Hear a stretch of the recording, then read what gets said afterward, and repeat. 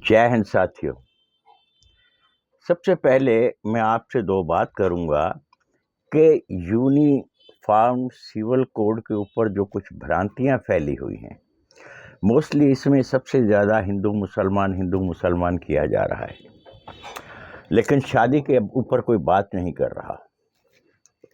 मैं आपको बताता हूं यूसीसी का अपने मैरिज एक्ट में क्या फ़र्क पड़ेगा। समान अधिकार मिलेंगे लड़के को तलाक लेने के, जो पहले नहीं थे।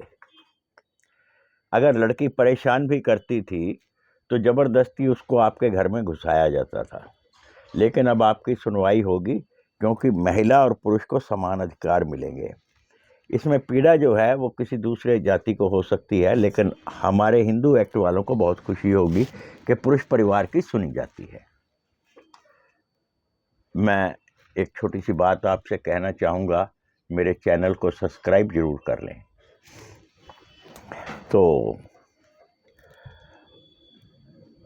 आपको आपकी सुविधा के लिए बता दूं, जो कुछ लोग कहते हैं, मेरे कमेंट्स में भी उन्होंने ये कमेंट किया है कि इसके ऊपर हमारे एक तरफा महिलावादी कानून पर कोई असर नहीं होगा। मैं उनकी जानकारी के लिए ये बता दूं, यूसीसी में हर शादी, जो भी आप शादी करेंगे वो रजिस्टर्ड करवानी पड़ेगी, तभी आप सरकारी सुविधा ले पाएंगे। समझ में आ गई ये बात? जो लोग कहते हैं कि कुछ नहीं होगा, उनकी जानकारी के लिए बता रहा हूं, बिना शादी रजिस्टर्ड किए आपको सरकारी सुविधा नहीं मिलेगी। पहले क्या होता था, लिव इन के अंदर लड़कियां रहती थी, जब तक बनी जब नहीं बनती थी तो उठाकर लड़के पे केस कर देती थी, और वो महिलावादी कानून था, लड़की की सुनी जाती थी। अब अगर आप लिव इन में रह रहे हैं तो आपको पहले रजिस्ट्रेशन कराना पड़ेगा कि मैं इस फलां आदमी के साथ लिव इन में रह रही हूं, तभी आप केस कर पाएंगे। देखना, इसके अभी जो भीतर की जो इसकी तार है ना, वो भी निकलनी बाकी है। अब आप बताइए, एक लड़की लिव इन में रह रही है और लड़के पे केस कर रही है, जबकि उसका कोई नहीं पता 4 दिन रही 5 दिन रही, लेकिन रजिस्ट्रेशन करानी पड़ेगी। ये फायदा होगा यूसीसी का। जो लड़कियां जैसे 2 बच्चे हैं लेकर के अपने मायके चली जाती है, अब उसका अधिकार उसके ग्रैंड पेरेंट्स को मिलेगा, नाना नानी को या दादा दादी को। किसी कारणवश लड़के की मृत्यु हो जाती है और वो सरकारी कर्मचारी है, उसकी जो पेंशन है वो जो मिलेगी, वो स्त्री को अपने सास ससुर का पूरा खर्चा उठाना पड़ेगा। ये है यूसीसी, जो पहले उठाती नहीं थी बल्कि मांगती थी परिवार ससुराल के एक हिस्से का पैसा लाओ दीजिए।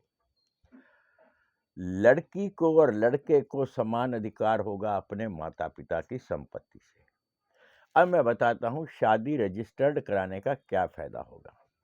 जिस तरह आपके ऊपर 498A का तो केस लगता है, लेकिन एक पूरा पैकेज साथ में आता है, जिसमें डोमेस्टिक वायलेंस होता है, 125 होता है, और मार कुटाई का पता नहीं क्या क्या, चोट फेट पहुंचाने के, ये पूरा पैकेज आपके ऊपर लगता है। अब जब आपकी शादी रजिस्टर्ड होगी, उस रजिस्ट्रेशन में कई बातें अभी क्लियर नहीं हुआ है, क्योंकि अभी ट्रायल पर चल रहा है। अभी इसका ब्लूप्रिंट तैयार हुआ है, बन जाएगा, चिंता मत कीजिए। उसमें रजिस्ट्रेशन में ये लिखना अनिवार्य कर दें कि लड़की दहेज में क्या लाई। दहेज तो नहीं मैं कहूँगा, लड़की को उपहार स्वरूप उसके माता पिता ने क्या दिया, ये उस पत्र पर लिखा जाएगा। लड़के वालों ने लड़की को क्या दिया, यह भी उस रजिस्ट्रेशन में होना चाहिए, ताकि वो जो 20-20 लाख रुपए की शादियां होती हैं, 8-8 लाख रुपए का खाना होता है, वो निगलेक्ट हो जाएगा, वो झूठ नहीं होगा। अगर लड़के के ऊपर अननेसेसरी दबाव डाला जा रहा है और लड़की के पक्ष वाले लड़के के पक्ष वालों को प्रताड़ित कर रहे हैं, उसके अंदर ये समान अधिकार लड़के को भी मिलेगा कि वो भी अगर लड़की पीड़ित कर रही है तो तलाक की एप्लीकेशन डाल सकता है, जो आज प्राय आपके वकील कहते हैं कि तू कहियो मैं लाना चाहता हूं। वैसे मैंने कभी नहीं कहा कि मैं लाना चाहता हूं, ऐसे कहा जाए। मैं तो सीधा कहता हूं, जब लड़की आपके ऊपर झूठे केस करती है, आपको मालूम है केस झूठे है तो आप ही जानते हैं, उसी वक्त तलाक की एप्लीकेशन डाल देनी चाहिए कि जी अगर ये कोर्ट में साबित करती है, इसके पास मैंने इसको पीड़ा दी है, इसके पास एविडेंस है, मुझे सजा दी जाए। अगर ये नहीं साबित कर पाती तो मुझे तलाक दिया जाए। ये तो मैं शुरू से कहता आता हूं। तो लड़के को तलाक का अधिकार मिलेगा। ये जो उम्र की बात है, आयु सीमा, जिसके अंदर अभी प्रपोजल रखा है, अभी डन नहीं हुआ कि लड़की की उम्र शादी की 25 बरस की कर दी जाए ताकि वो ग्रेजुएशन पूरा कर सके। आज की तारीख में जब लड़की पढ़ जाती है, वो 30-30, 35-35 साल तक तो वैसे ही शादी नहीं करती, अपने आप को ये कहने के लिए कि मुझे अभी अपने पैरों पर खड़ा होना है। और मैं उन मिडिल क्लास वाले बच्चों को कहूंगा, शादी की जल्दी मत कीजिए, कोशिश कीजिए अभी शादी कीजिए ही मत, क्योंकि अभी आप समर्थ हैं, सब कुछ कर सकते हैं। शादी का मेन जो फायदा होता है वो होता है 50-60 साल के बाद। 50-60 साल के बाद आपको अपनी शादी का बेनिफिट मिलता है, जब आप कमजोर होते हैं। लेकिन जब आप शादी 45 और 50 के बीच में करेंगे, और ऐसी करेंगे, देख लेना आने वाले समय में लड़के, क्योंकि लड़कियां 40-40 साल की कुंवारी बैठी हैं, कहने को हैं कुंवारी हैं, वो बैठी हैं। आप शादी जब ज्यादा उम्र में करेंगे, आपको भी समाज की समझ आ जाएगी, उस लड़की को भी समाज की समझ आ जाएगी, फिर ये एक दूसरे के साथ मिलकर रहेंगे।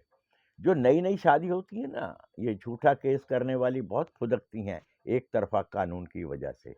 यूसीसी में आपको ये फायदा होगा, यूनिवर्सल यूनिफॉर्म सिविल कोड में। जो 2 बच्चे अपने मायके ले जाके रखती है और उल्टा खर्चा और मांगती है, तो उसमें से एक बच्चा नाना नानी रख सकते हैं, एक दादा दादी रख सकते हैं। अगर लड़के की डेथ हो जाती है तो उस परिवार की जो बहू है, जो झूठा केस करने वाली अपने मायके भाग जाती है ना, उसके लिए वो अपने सास ससुर की देखभाल करेगी। ये है यूसीसी। कुछ लड़के बहुत अकड़बाज होते हैं। अगर किसी कारणवश माँ बाप की इकलौती लड़की है, आप उससे शादी करते हैं और उस लड़की की मृत्यु हो जाती है, तो अब उस दामाद को उसके माता पिता का ध्यान रखना पड़ेगा।